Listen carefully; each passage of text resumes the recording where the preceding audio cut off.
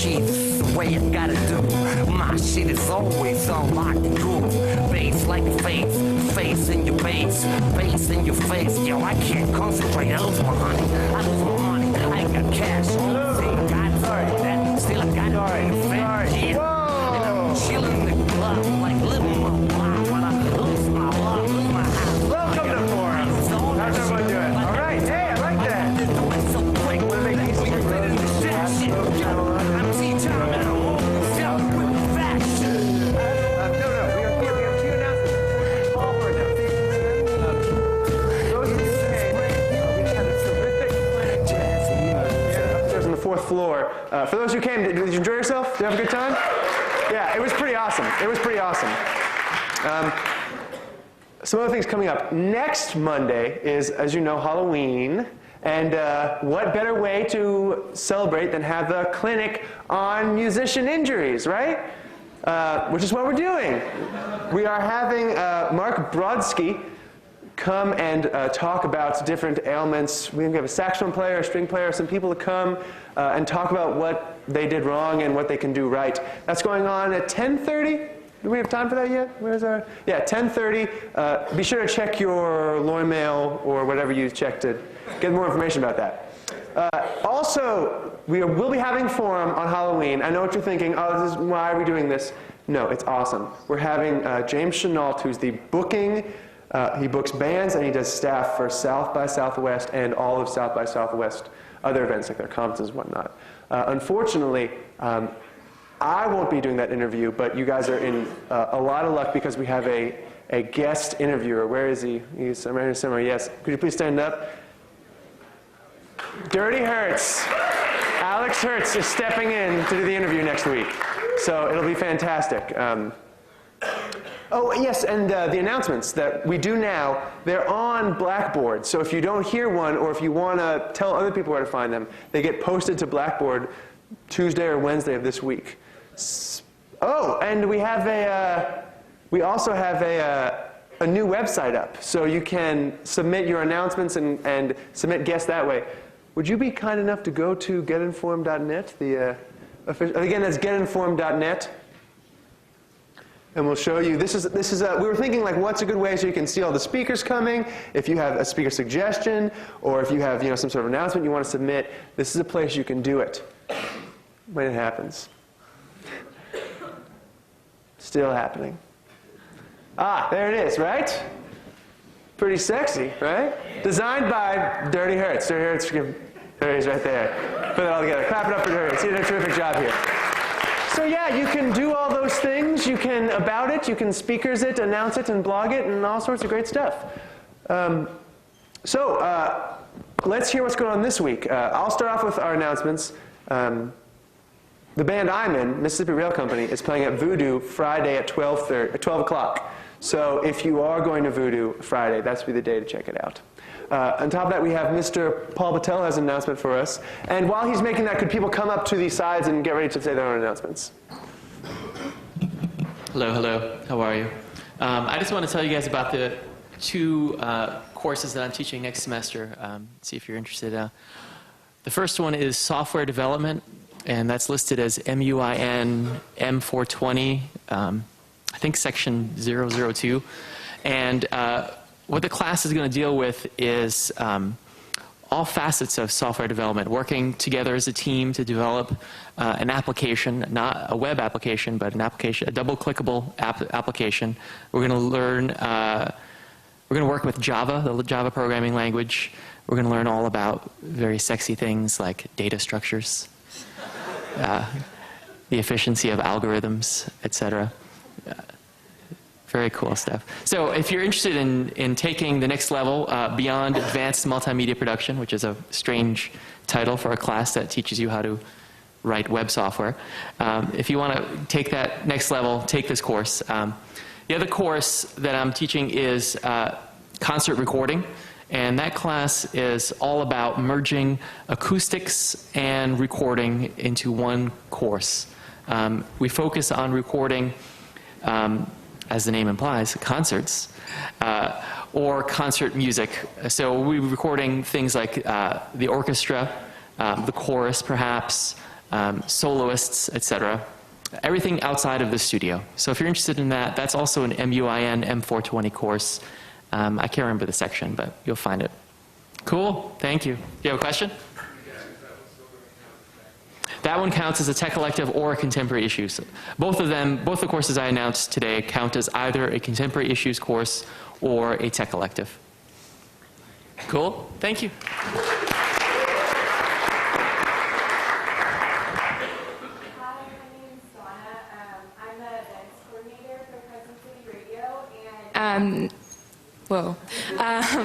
On next Friday, it's November 4th, we're having a concert. It's going to be in the Res Quad, and we really hope y'all can all come out. It's going to be awesome. We're going to have 3 bands, live bands, performing from 2 to 5. It is Titanium Caterpillars, England in 1819, and Liquid Peace Revolution. So y'all should definitely come out and support, and I think we're going to have tacos is what I hear, so y'all should definitely come out and support. Thanks. Tacos! Yeah. Hey, how's it going? I'm Caven Keller. I'm the Chief Technical Officer of NOLA Sound. And currently, NOLA Sound is looking for someone to fill the Chief Operations Officer position. So if you would like to apply for that position, just email nolasound@gmail.com with your name, with your resume, and then we'll get back to you.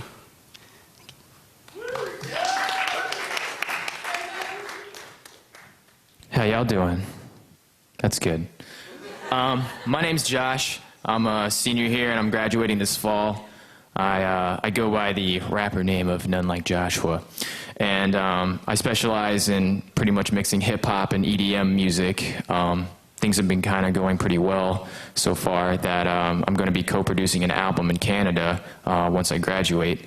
And I'm looking to do one last show here because I told myself I wouldn't because I'm just so goddamn busy.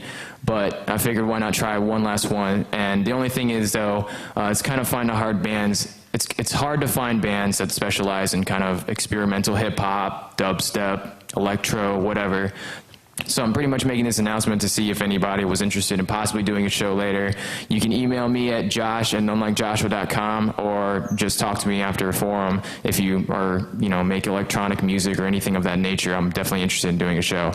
So let me know, and thank you. And if you haven't heard my music, feel free to check out youtube.com/nonelikejoshua. That's where it usually goes. All right, thanks.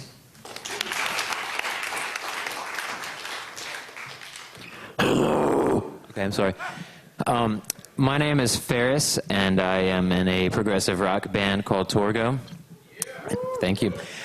First of all, a big you're welcome to everybody who came out to the album release show a couple weeks ago. We hope that you guys enjoyed it as much as we did. But seriously, thanks to everybody who came. We had a really good time. The album is now officially available for sale. It's on Amazon as a download. It's on iTunes as a download. It's also on Torgo as a download where you can pay what you want. It's Torgo, torgo.bandcamp.com.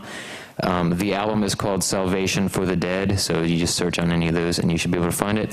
And to hopefully inspire anybody who's still skeptical, I'd like to read a quote. This is a direct quote from Will Hagen. He says, "Salvation for the Dead is without a doubt the single best album I have ever heard. Anybody who does not agree is not only no friend of mine, but an embarrassment to the human race as a whole. Everybody needs to buy this album within the next month or face severe consequences from me." So thanks, Will Hagen, for your kind words. I didn't say that, he did.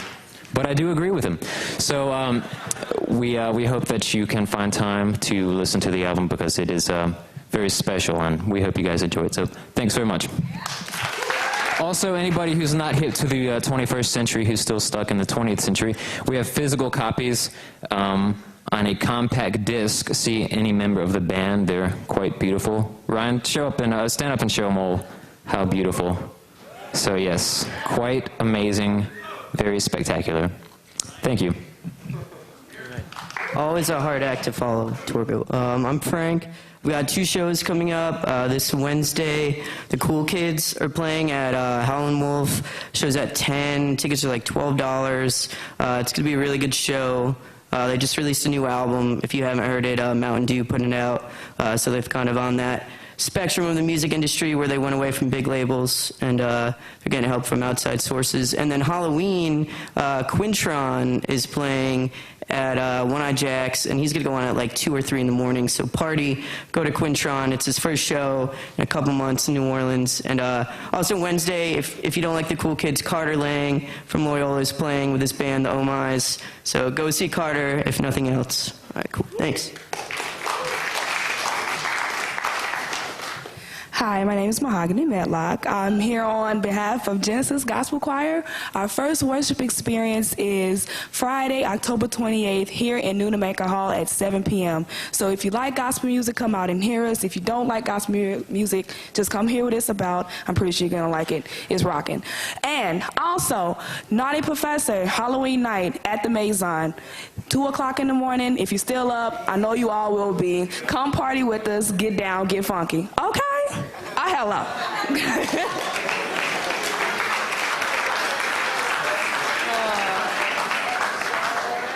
All right, I got 2 announcements, a little bit less exciting. First one, we're still trying to get music news started. We've got some people, but not enough to actually produce it. So if you're interested in writing, working the camera, editing especially, or if you want to be on camera, we'll put you on camera. There's going to be a meeting next Monday after Forum. It's going to be on the 4th floor of the music building in that little lounge area. So if you want to meet here and go there, or just go there after Forum, please come if you're interested.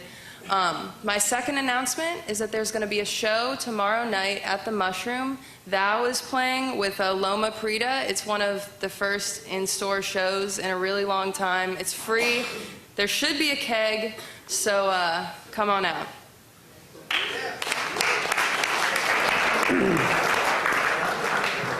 Okay, and if you made an announcement, be sure to give it to either Allie. Allie, please raise your hand. Or Sandy, if you didn't, please do that so we can send it out to everybody. Last announcement, this Wednesday, these songwriters are getting together at 9 o'clock in John Rankin's office. If you don't know where that is, that's CM 234. Bring your guitar, bring some music. We'll have a good time. But that's not why we're here right now. We're here because we have a double forum. Not just one guest, but 2. We have an amazing engineer and his amazing wife who has done an equal amount of industry coverage. So we're going to get a lot of what the industry's like. They're both from LA, so it's not quite the New Orleans scene, but it's obviously a place where a lot of us are going to end up. Please join me in welcoming Dana and Charissa Nielsen.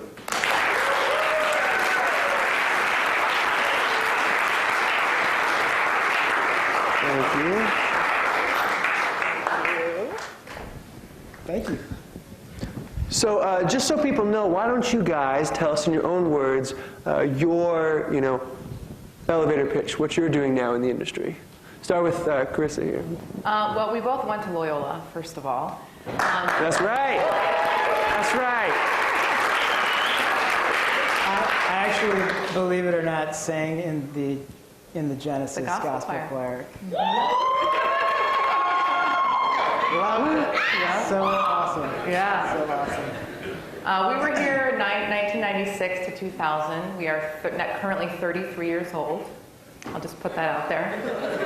You guys look much younger. I mean, I wouldn't have guessed that. Thanks. And I was a music therapy major, and we graduated in May of 2000, and we moved out to LA, and got married and then moved out to LA, and we've been there for 11 years. And I'm currently a singer, composer for film, TV, anything for film and TV, and CDs for albums. Mm-hmm. And I'm an engineer. I was here, jazz studies major, saxophone player, and really got completely addicted in Sandy Hinderly's classes, the recording techniques and electronic music, and still play saxophone, but what I do mostly is I'm an engineer and mixer and sometimes producer, working with bands, and also, thanks to Charissa, a bit of the film and TV world as well. So I'm going to get back to that TV world in a minute. I want to ask you guys how you decided to go to LA. I mean, a lot of us are going to be making those sort of decisions now, and what impacted your decision? Well, there's ocean and dolphins and palm trees. There are palm trees here as well. But there was kind of, we both grew up visiting family there. And it was an obvious, like, you know, draw just for the great weather or whatever. But in a realistic sense, Charissa had a music therapy internship there. And that was the catalyst that got us out there. And I had nothing lined up. And, so she really got us out there, and we enjoy it. It's fun, but it's also extremely fun to be here. Yeah. So what were those early post-college, post-Loyola years like? I mean, were you guys, what sort of tactics did you employ to live in the music industry? Taco Bell. Taco Bell, all right. Yeah, it was, well, I explained in the clinic, Charissa was pretty set, and you did a lot of cool work right away with kids as a music therapist, and I quickly began working at kind of what's now GC Pro at Guitar Center was a one-woman organization at the Hollywood Guitar Center. I started like going out to her clients, big name producers and engineers, and helping them with what at the time was new for them as Pro Tools recording systems and digital consoles and things like that. So that was sort of my, I worked at Guitar Center for a while, and then I left to go on a tour as a tech, and then I worked a similar job at Westlake Audio, which is a studio and sales group, doing, again, going to their like the high-profile clients and helping them out. Now, you told a pretty funny story in the in our clinic about how persistence landed you where you got. Could you say a few words on how that got you where you needed to be? Yeah, well, I'm pretty shy in general, but I'm also super passionate about what I do, and that kind of helps with the shyness on occasion. And Charissa, she says she's shy, but she's really not. So she's also really good at like networking and letting people know what she wants to do. The story, like I'll tell a different story that's similar. All right. When I was at Guitar Center, it was just after leaving Loyola in 2000.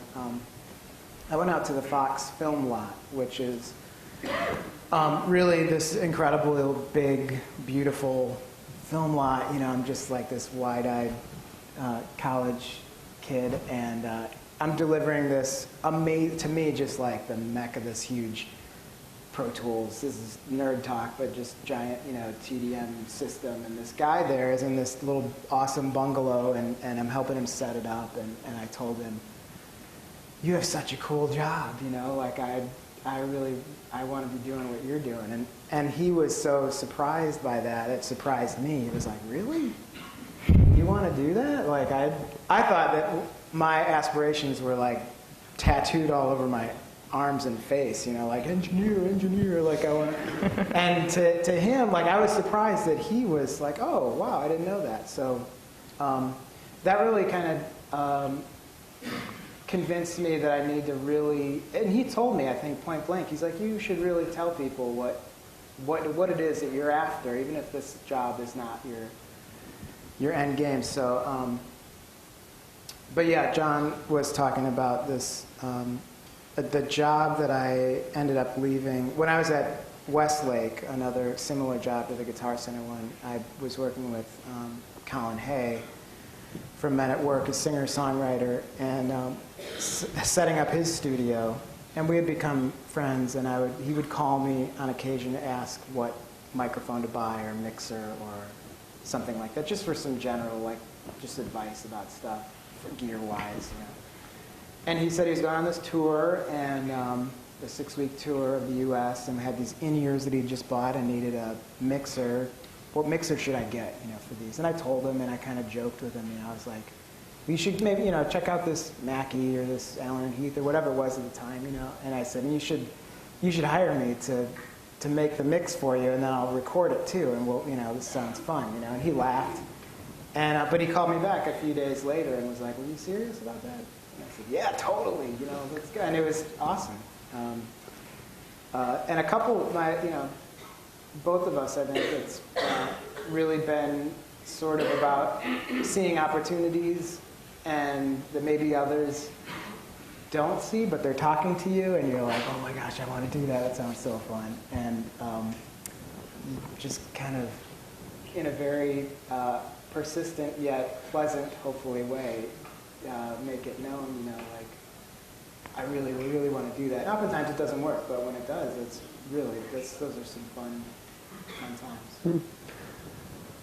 And Charissa, you went out to LA and were working with underprivileged kids for a number of years, and then that transition into the film TV world. How did that happen for you? Well, every month or so, I would get like this knock, like in my soul or my heart that would say, you have to sing full time. You really need to do music full time as either a performer or, my ultimate goal was to be a session singer. A session singer is just a hired sight reader, basically, where you can call me and I can go and sing a session for a commercial, an album, or a film call, and I'll be able to read the music. So it takes a lot of training, which I took a lot of sight reading here at Loyola, and then I continue to work on my sight reading skills in Los Angeles. But the break for me was his Colin Hay tour. Colin Hay is married to a very wild Latin woman. Her name is Cecilia Noel, and she's in a pretty famous salsa band. And she at the time was looking for a personal assistant. And I'm really organized, and she's very organized. So she, Dana and Colin were talking, "Oh yeah, Cecilia needs a personal assistant." And Dana's ears perked up and said, "Oh, Charissa could do that." So I didn't know what I was getting myself into. But one day at work, I was a personal assistant for Rick Rubin 3 days a week, and for Cecilia Noel 2 days a week. And, so you were like the personal assistant in the music industry. So that's a good tip. Like if you're trying to get in and you have great organizational skills, just get in any way you can. Because what happened with me one day, Cecilia got an emergency phone call. One of her backup singer-dancer's son broke his leg, and they were about to go on tour to Mexico in 3 days. So she looked at me and she calls me Charissa. And she said, "Charissa, sing for me." I was sitting on her floor filing her stuff, and I sang, I think, Amazing Grace.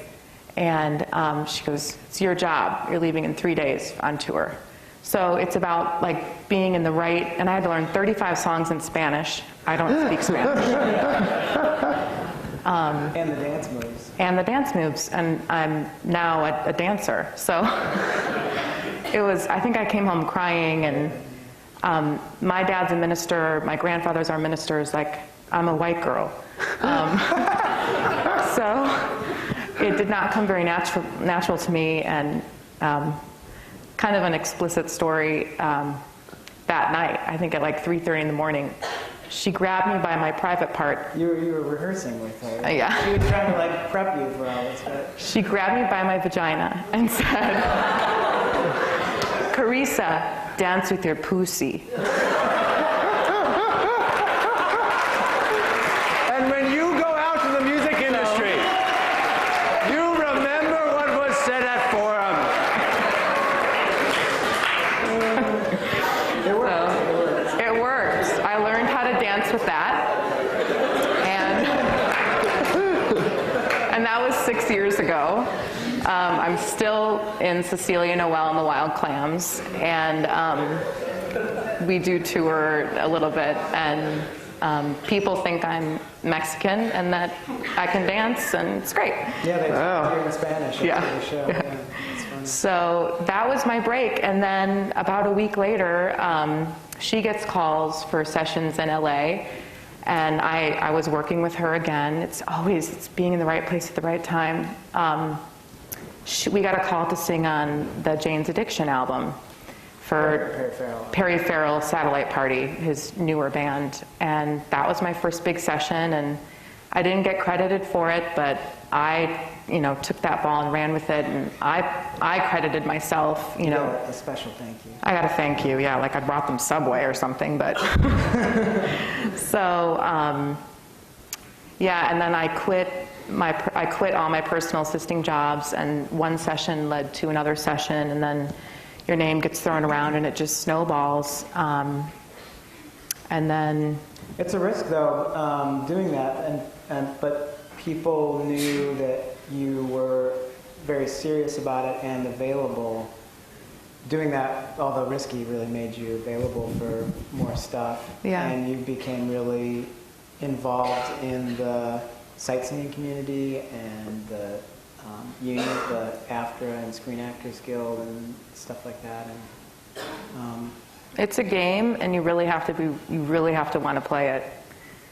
It's really competitive. There's thousands of great altos in town, but why would they call me instead of someone else? Well, because, maybe they like my personality, or that I'm funny, or I'm not afraid to say explicit things in public, or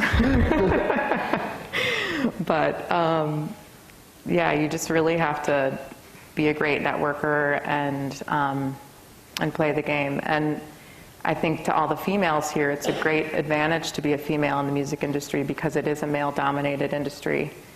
And as a female, I think we get a little more attention. I attend as many events as I can in town to get my name out there. I always have my business card with me. I always have my demo reel with me. Just be as prepared as possible, definitely. Now, we've had a few of our students say, what about the female representation in Forum? Could you give any other advice, or, what's it like working as a woman in such a male-dominated industry? I might have a different perspective because I'm married to this guy. So You're married to one of them? Yeah, I'm married to one of them, which I think is really great. We both, in marriage you need to have a lot of things in common. We both understand each other's schedules. His schedule is crazy, sometimes 7 days a week, 16, 18-hour days if he's doing an album or something. And then same with me. I'll get a call, and in 5 minutes I need to be at some studio in Hollywood or whatever. So, but as a female, be strong and don't. I have a saying like, I say yes to most things unless the guy's creepy. There it is. You can tell that. From experience, you can start to tell that on the phone or in emails or whatever. So, a lot of people look at the music industry and they say it's a friend's business. It's just you'd have to know the right people. But it's a little more complicated than that. It's not just about. It's not just networking. It's a lot of hard work that goes into that. Could you guys say a little bit about your networking experiences? Well, Carissa's really good at it, I think. Like she says, she's always got her cards. And that's important. She's finally convinced me of that. I like to be a little more off the radar or incognito or something, or I don't know. But she's really right about it. You have to. I definitely. I do have cards now, and I have it together a little better. But we do both always go to events and just being, if your schedule allows, just being present at whether it's like a trade show or live shows or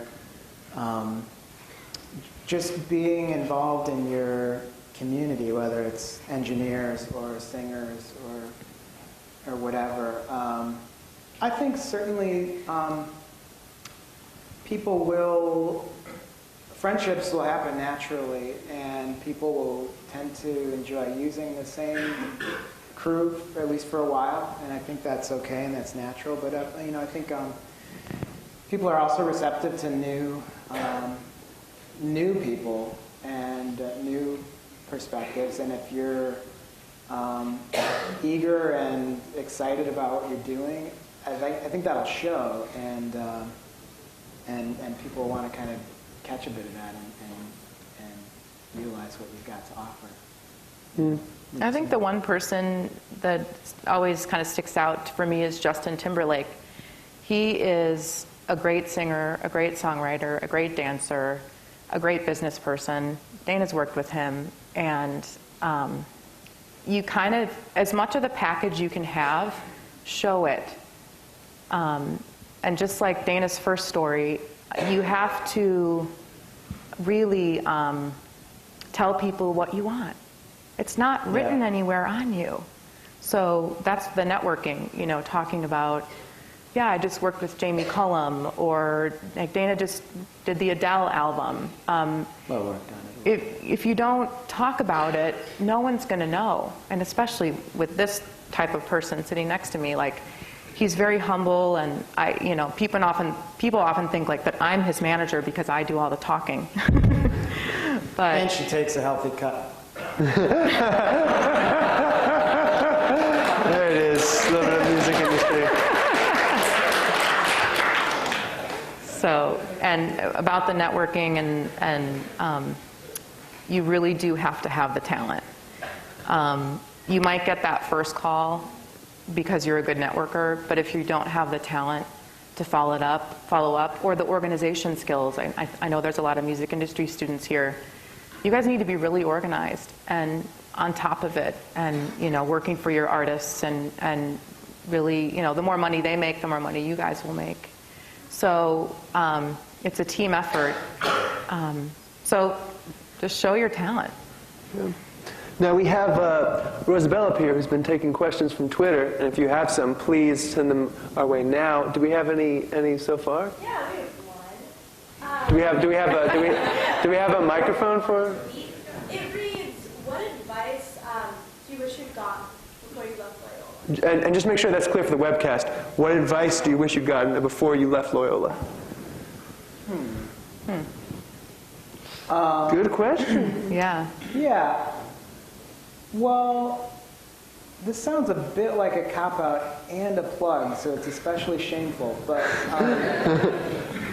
I really I feel great about having the time I spent here. Like, we just had a lot of killer teachers. And I mean, nobody can really prepare you for exactly what it feels like being, you know, in a sink or swim sort of situation on your own in music or anything like that. I mean, even if you're told a million times, like, to get a business degree, or, you know, or don't do it, or whatever. That's a good question. Nothing really comes to mind immediately for me. How about for you?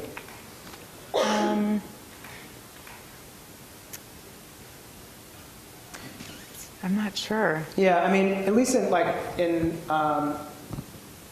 I do, it's hard to really prepare you for the intensity or pressure of like a real session where there's a lot of money involved and time spent and people, you know, the clock is on and things go wrong, and troubleshooting is a very hard thing to teach, for example, or just dealing with a live session, you know,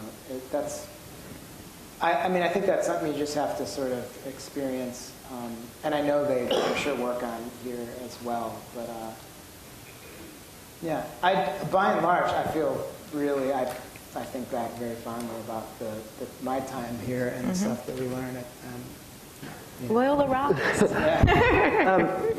Dana, could you maybe walk us through, and we have a lot of students who are into the audio engineering world. What's maybe the typical path or some of the steps they should be looking for after college? You know, what happens, you know, what happens for someone who lives and breathes in the studio?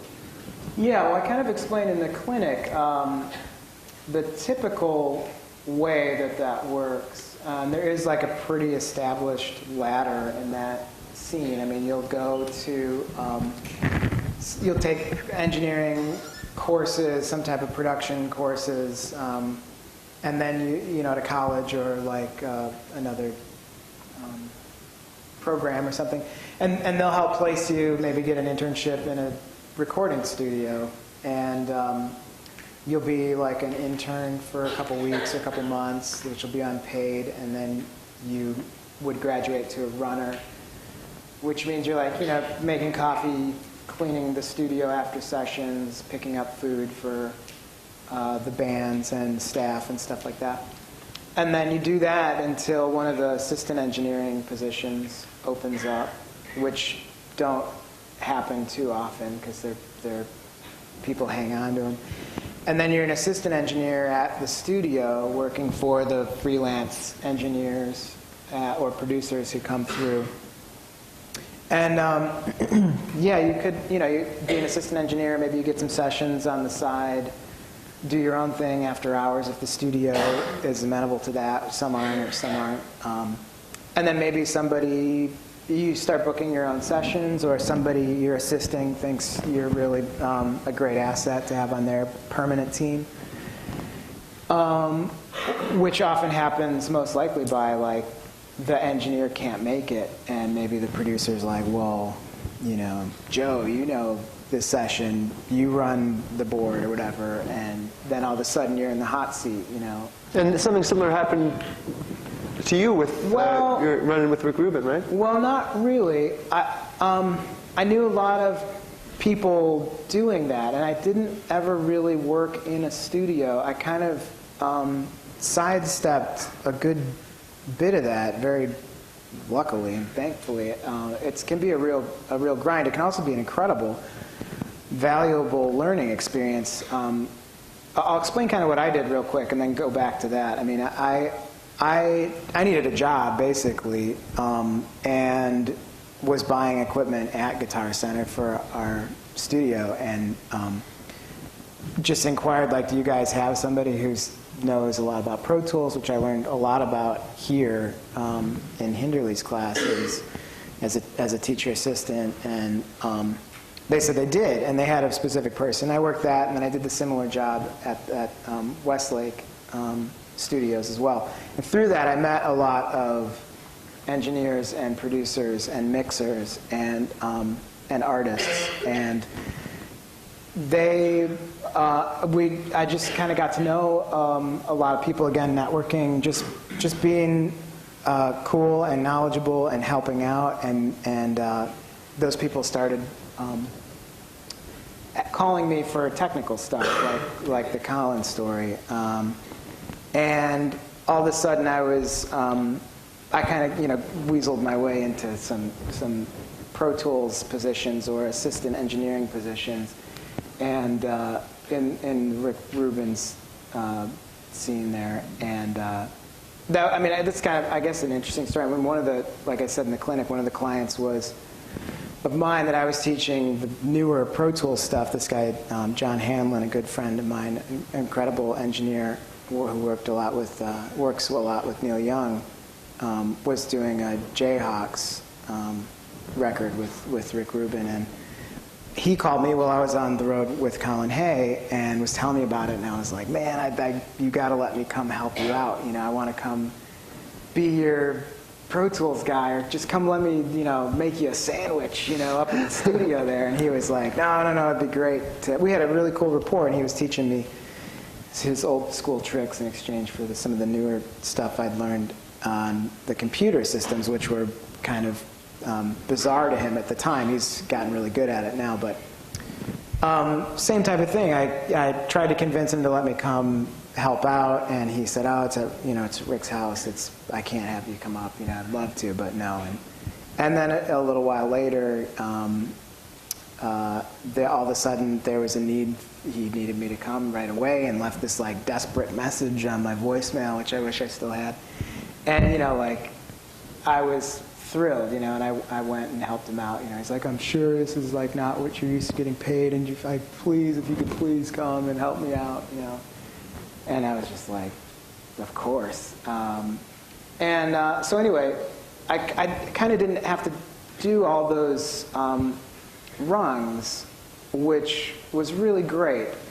But there is a great thing to coming up in that studio environment. You know, what I didn't have at that point, I got a little ahead of myself. Just, you know, here I am now working around these large format consoles and tape machines and automation and stuff that, although, you know, Loyola had a cool studio, wasn't like, you know, flying faders on a Neve with a Studer 800 or something like, you know, it's like, and if you come up in a big studio as a runner and an intern and an assistant, you're around that stuff a lot more. And what you may have not been exposed to as a student, all of a sudden you are getting paid poorly to be around, but you're getting all of this cool education that that kind of like, you know, I've learned a bit of that stuff now, but that there is value in that system. It's a cool sort of apprenticeship type of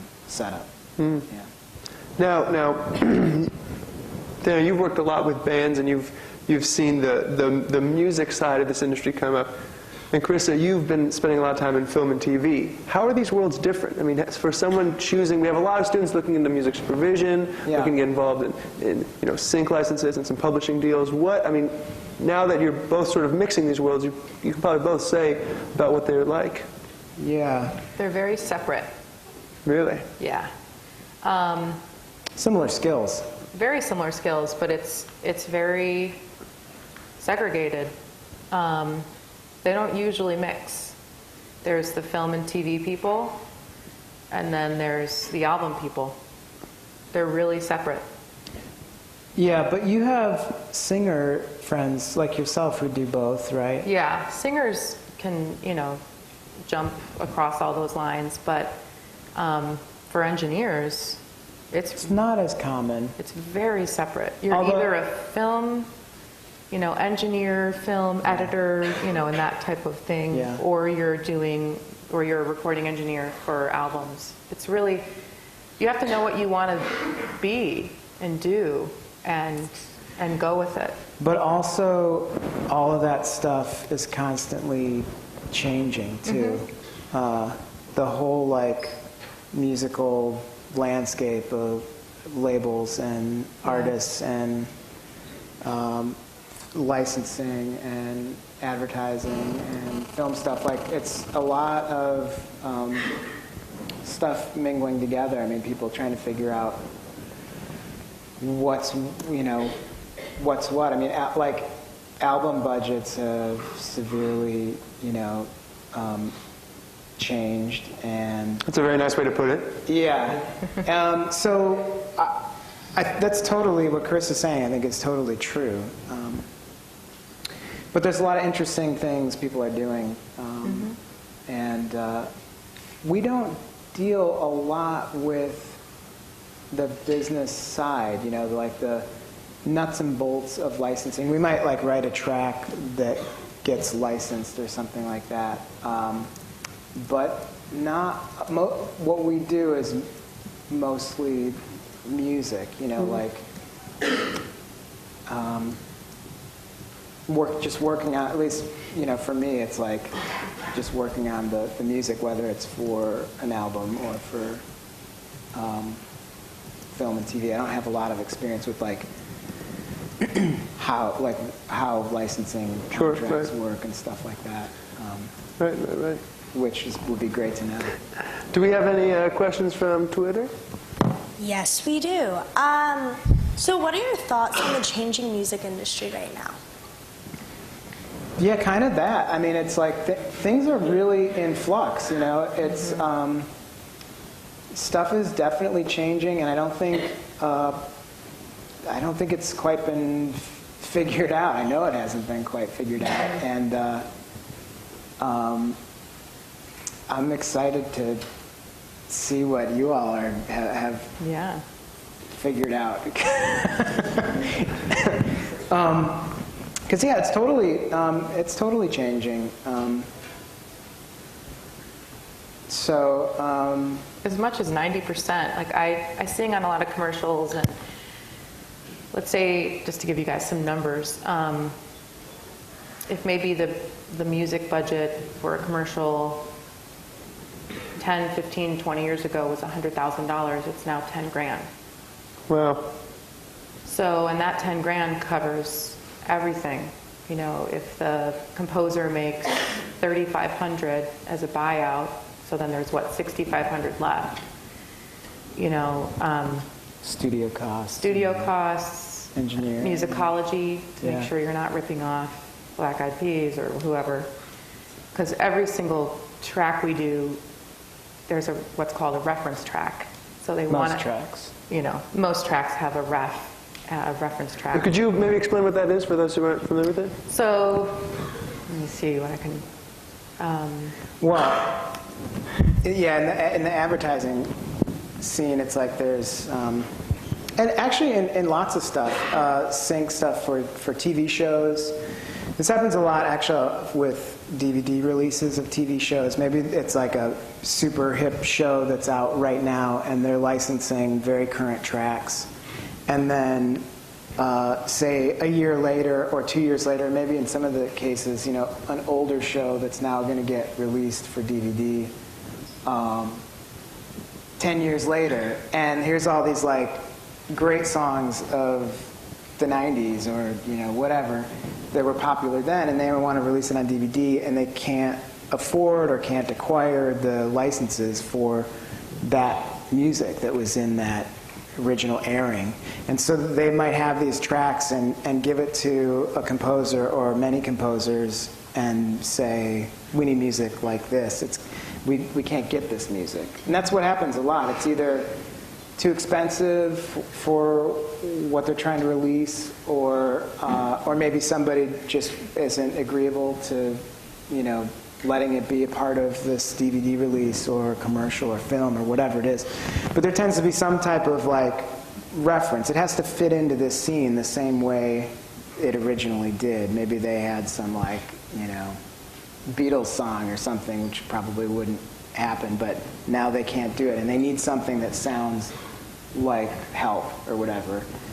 So as a composer, you have to come up with something like that has that feel. You know, it's got like energetic harmonies and, you know, a similar tempo and, you know, probably not the same key, but you want to like make something that's like definitely reminiscent, not necessarily in the sense that it's going to make somebody think like, oh, they wanted help and they couldn't have it, but that it has the right energy so that when the editor puts it to picture, it's going to carry the scene in the same way. But what Charissa's talking about, musicology, you have to be, you know, that's part of the, you know, budget. You have to be careful that what you've created at the end is not, you know, legally is a unique piece of music, you know.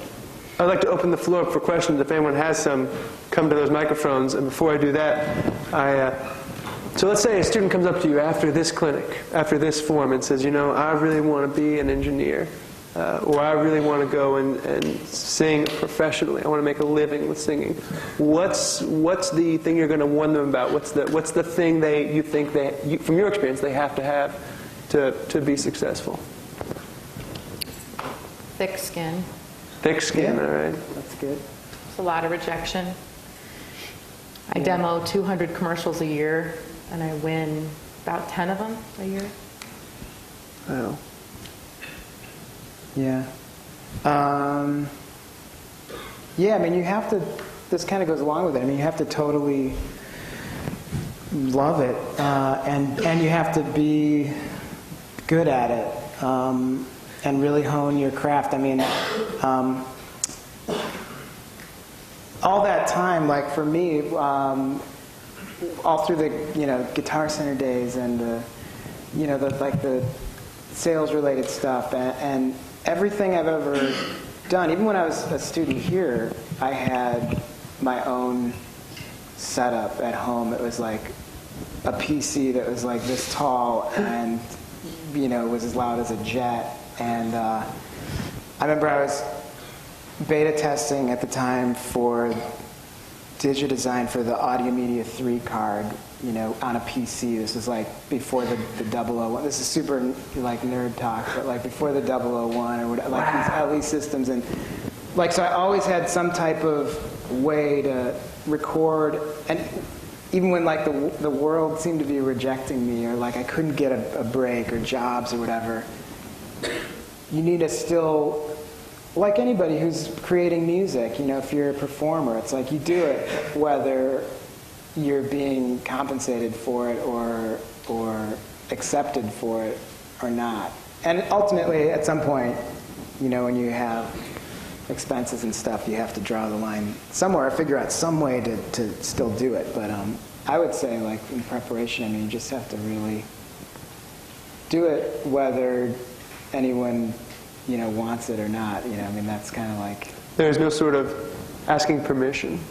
No, I mean, and that's why when you get the opportunity to really have a cool job and try to convince somebody to hire you for something, you have all this other stuff. Like, look, maybe I haven't worked on all this incredible things that you know about, but here's my reel, or here's this, you know. Yeah. Yeah, and until you, I mean, through the years I've collected different pieces that I've worked on musically, and until you have that reel of actual works that people would recognize, I made up all my own stuff, you guys. Yeah. Like, I just dove in and learned GarageBand, and then GarageBand it couldn't do what I wanted it to do, so then I learned Logic. And I took courses online to learn it, because Dana only uses Pro Tools primarily. I love Logic as a writer. It is so amazing. And we have our own little debates at home about this. So, and then so that I could not get divorced, I learned Pro Tools. And we've been happily married for 11 years. Sweet. Yeah, that's not easy to do in this industry either. But what I did is in GarageBand and in Logic, I took loops and made them, you know, cut them up, made them so they weren't super loopy sounding, and wrote a melody on top of it. I mean, I always tell people, if you don't have the money for a small studio setup, get a loan. Get a $10,000 loan and get a great $1,000 loan. You know, or $1,000, whatever, $5,000, yeah. You know, whatever you really want, and just dive in and do it. I would get these phone calls, Charissa, can you do this? I would say yes, and I'd hang up the phone and like, oh my gosh, I hope I can do this, you know, and he'll be working with Weezer or someone. And, you know, and I'll have to get this commercial submitted by 6 o'clock, and then, but that, I just like jumped in the fire and taught myself all this stuff. And I was the only person he could, you know, pick up the phone for if I had a question about dithering or something. Well, yeah, she'd call me with like, you know, I'm in Logic and I need to blah, blah, blah, and I'd be like, you are on your own. Yeah. I have so no that's idea. why I had the Pro Tools.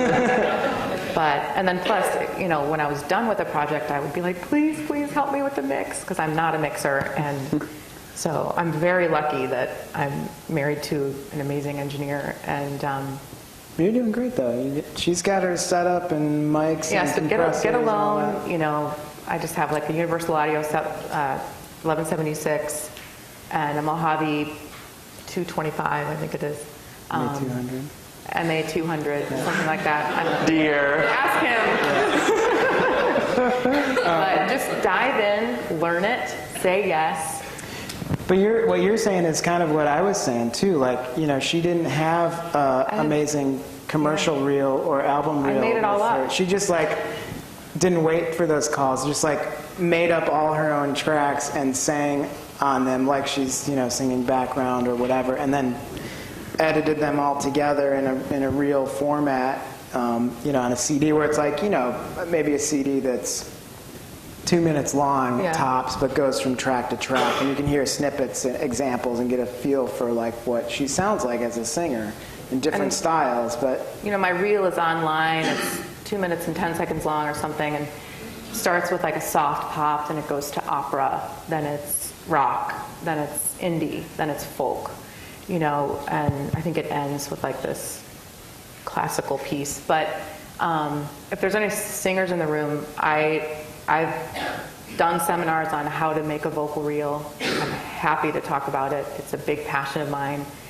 because it's an art. It's an art. You know, an artist has a portfolio, an engineer has a reel, singer has a reel, actors have reels.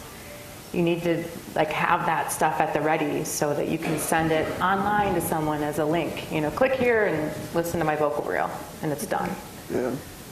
We have a question for one of our professors here. I just want to make two comments because it was great that they're coming here to Loyola. The first is that they've been mentioning the word networking quite a bit, and I just want to let you know that we're going to, we have a class approved to start having a course called networking, and we'll have this next year. And that would be something that they could have used, but they did it on their own, and that's the second comment I have. You guys are just starting to get your education here, but have you noticed 11 years outside of Loyola, they're still talking about education the whole time. They're learning new stuff on their own, and you guys are just kind of getting the basis for it here. And I thank you guys for sharing that. That's great. Pleasure. A big round of applause for Dan and Charissa Nielsen. Thank you guys. We'll see you next week.